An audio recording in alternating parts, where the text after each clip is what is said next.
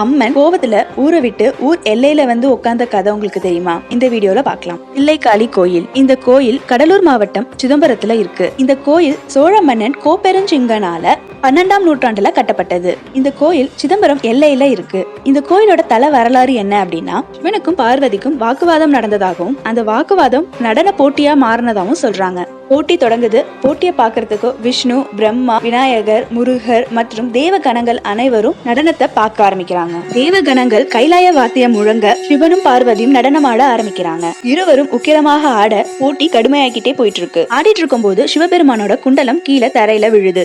அத அவரோட காலால எடுத்து ஊர்தவ தாண்டம் ஆடினார். பார்வதி தேவி ஊர்தவ தாண்டவம் ஆட முடியாததுனால தோல்வி அடையறாங்க. தோல்வி அடைந்ததுனால பார்வதி தேவி உக்கிரமான காளியா மாறி தில்லைவன காட்டுக்கு போறாங்க. அப்புறம் என்னாச்சு, காளி சாந்தமானாங்களா இல்லையா அப்படின்றதெல்லாம் பார்ட் 2 வீடியோல பார்க்கலாம். பஞ்சபூத பரம்பொருள் வாழ்த்துக்கள்.